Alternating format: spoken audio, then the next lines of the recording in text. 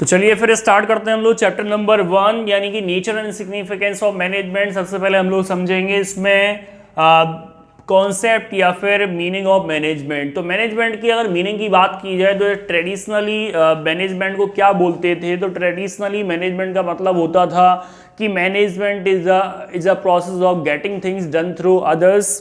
तो मैनेजमेंट ये भी बोला गया था कि management is an art of getting things done through others traditional approach. इसमें क्या था कि मैनेजमेंट का मतलब है कि लोगों से काम कराने की कला है, यानी कि अगर आप कहीं मैनेजर हैं तो आप अपने जो सबॉर्डिनेट्स हैं, जो आपके अंडर में काम कर रहे हैं, उनसे किस तरीके से कितने इफेक्टिवली कितने एफिशिएंटली काम करा पा रहे हैं, जिससे क्या है कि आपके ऑर्गेनाइजेशन के गोल अचीव हो सकें। ठीक है, अब लेकिन हम लोग बात करते हैं किसकी, यानी कि मॉडर्न कॉन्सेप्ट या फिर मीनिंग ऑफ मैनेजमेंट। तो मॉडर्न कॉन्सेप्ट क्या बोलता है यानी कि मैनेजमेंट के बारे में, तो यहाँ पे मैनेजमेंट की उसी से रिलेटेड है और ज़्यादा बढ़िया ढंग से डेफिनेशन बताई गई है, मीनिंग बताई गई है। तो यहाँ पे management is a process of getting things done. पहली बात क्या बोली गई है, management is a process of getting things done with the aim of achieving goals effectively and efficiently. तो पहली लाइन आपको ये ध्यान रखनी है कि मैनेजमेंट एक प्रोसेस है, किसकी प्रोसेस है, of getting things done with the aim of achieving goals, यानी कि गोल को अचीव करने के लिए जो आप लोगों से काम कराते हैं एक प्रोसेस के थ्रू, तो काम करते हैं, तो उसको हम किस नाम से जानते हैं, मैनेजमेंट के नाम से। और इफेक्टिवली एंड एफिशिएंटली, कैसे आप काम करेंगे, वो काम जो आप करेंगे वो इफेक्टिवली होना चाहिए और कैसा होना चाहिए, एफिशिएंटली होना चाहिए। तो यहाँ पे आकर कौन कौन से टर्म हमारे निकल के आ रहे हैं, तो the concept of management insist on 3 term. 3 term आपको ध्यान रखने हैं कि भैया ये कौन सी प्रोसेस की बात हो रही है, और जो process of getting things done जिससे हम काम करेंगे, और इसके अलावा with the aim of achieving goal, जिससे हमारे गोल अचीव हो जाएं, और कैसे अचीव हो जाएं, इफेक्टिवली एंड कैसे एफिशिएंटली। तो यहाँ पे इन तीनों टर्म के बारे में सबसे पहले फोकस करते हैं, बात करते हैं। The concept of management insist on these 3 terms. First is process. तो प्रोसेस का मतलब क्या है, तो प्रोसेस का मतलब होता है प्रोसेस या सीक्वेंस, एक सीक्वेंस जो होता है उसको हम किस नाम से जानते हैं, प्रोसेस के नाम से। या process means a series of function, series of steps बोल सकते हो। तो इसी तरीके से management is a process because it performs a series of function. Functions कौन कौन से होते हैं, तो फंक्शन की अगर बात की जाए मैनेजमेंट के, तो फंक्शंस में POSDC यानी कि पोस्ट सी के अकॉर्डिंग आप ध्यान कर सकते हो, तो उसी की ये प्रोसेस है POSDC। इसके जो फंक्शन है, तो P for planning, O for organising, S for staffing, D for directing and C for controlling. These are the 5 functions of management. तो इसमें ये फंक्शन परफॉर्म करने पड़ते हैं। इसके बाद बात करते हैं इफेक्टिवनेस, यानी कि जो आप काम कर रहे हैं या काम करा रहे हैं अपने एम्प्लॉइज के साथ मिलके, तो उस कंडीशन में क्या है कि इफेक्टिवनेस का मतलब होता है कि completing the task on time. यानी कि देखो आप इसको कैसे ध्यान रखोगे, तो जैसे ये इफेक्टिवनेस लिखा है इफेक्टिव, तो यहाँ पे ऑन टाइम आप ध्यान रखो, यानी कि जो चीज़ें हैं यानी कि completion of task on time. तो इसमें ये चीज़ हम लोग ध्यान रखेंगे। तो इफेक्टिवनेस की मीनिंग क्या हो जाएगी, completing the task on time, completing the task on time. तो इसको बोला गया है आपका इफेक्टिवनेस। ठीक है, और इसके अलावा इसमें एक चीज़ और ध्यान रखनी है, इफेक्टिवनेस में हम ये भी बोल सकते हैं कि it is concerned with and results, and being effective or doing work effectively means finishing the given task or achieving the goals। और इसके बाद तीसरी बात करें, जैसे यहाँ पे तीसरा पॉइंट कौन सा है, एफिशिएंटली। एफिशिएंटली का मतलब आपको यहाँ पे ध्यान रखना है कि यहाँ भी बेटा है completing the task with minimum cost. तो यहाँ पे कॉस्ट आपकी कम आनी चाहिए, तो यहाँ आप ध्यान रखेंगे completing the task with minimum cost, completing the task with minimum cost. तो यहाँ पे हम इतनी चीज़ ध्यान रखेंगे। And no wastage of resources. तो यहाँ पे ये चीज़ होगी हमारी एफिशिएंटली, यानी कि हम लोग डिफरेंस पता करते हैं कि भाई इन दोनों में क्या डिफरेंस है। ये कई बार एग्जाम में पूछा गया है कि what is the difference between effectiveness and efficiently. तो इफेक्टिवनेस की सबसे पहले मीनिंग हम लोग मीनिंग पे बात करते हैं। तो मीनिंग में हमने क्या बताया था कि effectiveness means it refers to the completing the task on time no matter whatever the cost. Cost से मतलब नहीं, अगर अपना टाइमली आप अपना गोल अचीव कर पा रहे हैं, काम कर पा रहे हैं, timely completing the task on time, that is called effectiveness. And efficiently means क्या होता है? तो एफिशिएंटली मीन्स यानी it refers to completing a task with minimum cost and no wastage of resources and optimum utilization of resources। और इसके अलावा इसका objective क्या होता है? तो इफेक्टिवनेस का ऑब्जेक्टिव होता है to achieve end results. End results जो हैं, अंतिम जो रिजल्ट्स हैं उनको पाना। और इसके अलावा एफिशिएंसी का ऑब्जेक्टिव क्या होगा? To conduct cost benefit analysis. इसके अलावा इफेक्टिवनेस में मेन कंसिडरेशन क्या है? एंड रिजल्ट पे फोकस करा गया है। एफिशिएंसी में किस पे फोकस करा गया है? कॉस्ट पे फोकस करा गया है।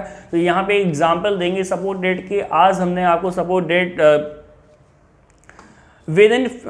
हमने आपको टास्क दिया है कि आप विद इन 15 मिनट आपको मीनिंग लर्न करनी है, जो मीनिंग ऑफ मैनेजमेंट है, और इसके अलावा डेफिनेशन ऑफ मैनेजमेंट किसी वन राइटर की लर्न करनी है। तो अगर विद इन 15 मिनट आप लर्न कर लेते हैं तो कहने का मतलब आप वो काम इफेक्टिवली कर रहे हैं, क्योंकि आपने ऑन टाइम वो काम किया है। अगर आप विद इन 15 मिनट लर्न नहीं कर पा रहे हैं जो आपको टास्क दिया गया है करने के लिए, तो उस कंडीशन में आपकी इफेक्टिवनेस नहीं मानी जाएगी।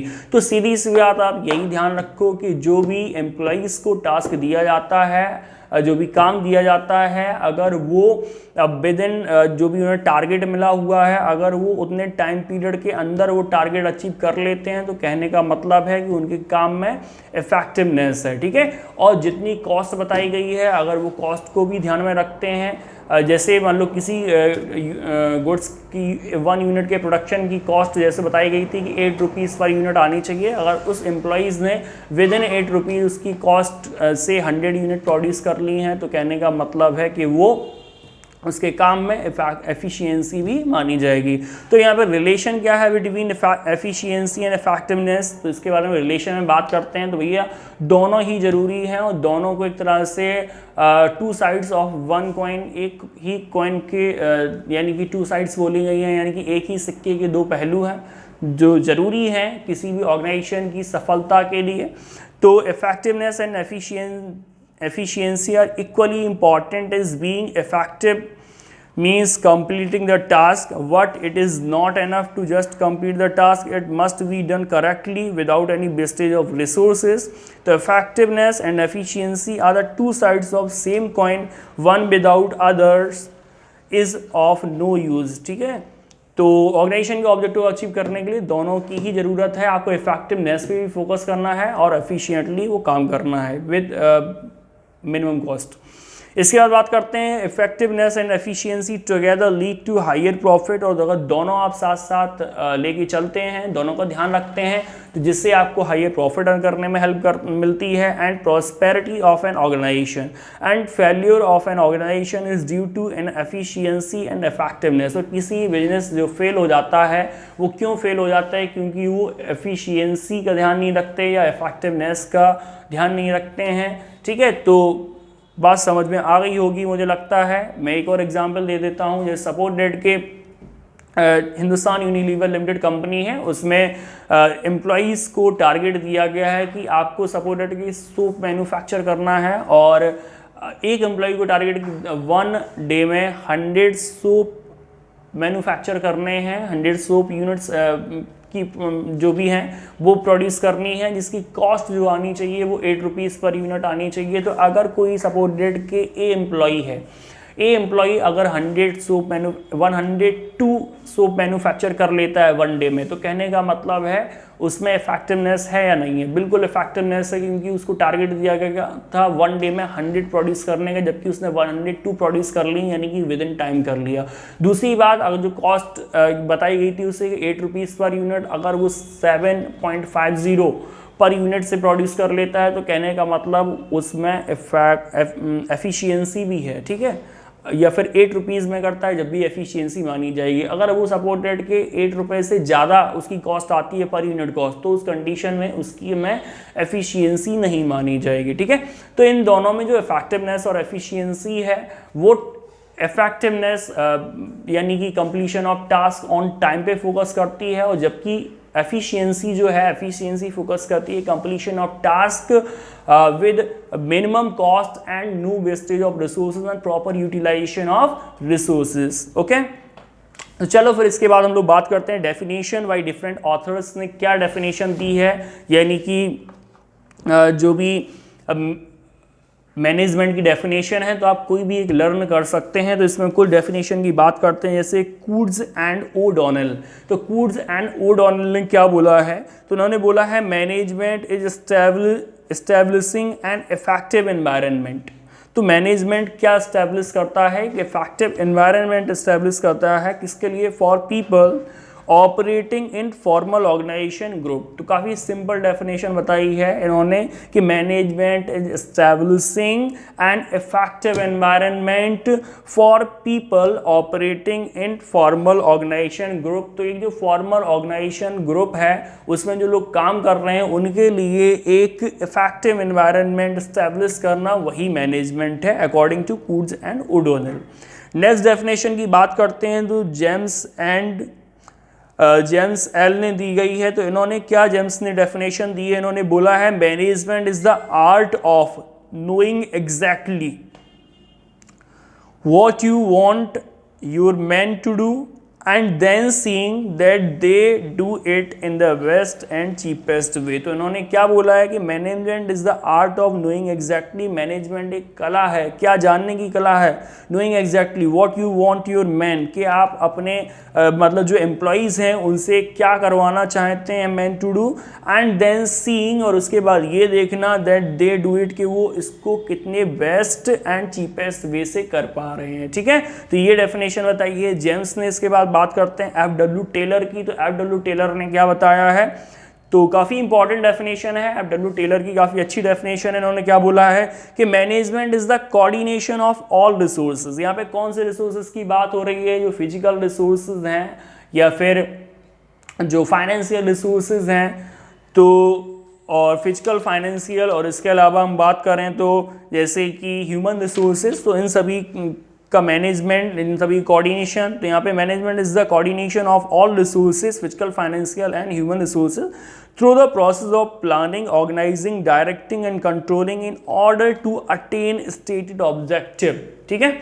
इसके बाद बात करते हैं मैरी एंड डगलस की। तो मैरी एंड डगलस ने क्या डेफिनेशन बताई है मैनेजमेंट की, तो according to Mary and Douglas, management is the process by which a cooperative group directs actions of others towards common goals. Thanks for watching my video. Next video हम लोग discuss करेंगे characteristics और features of management.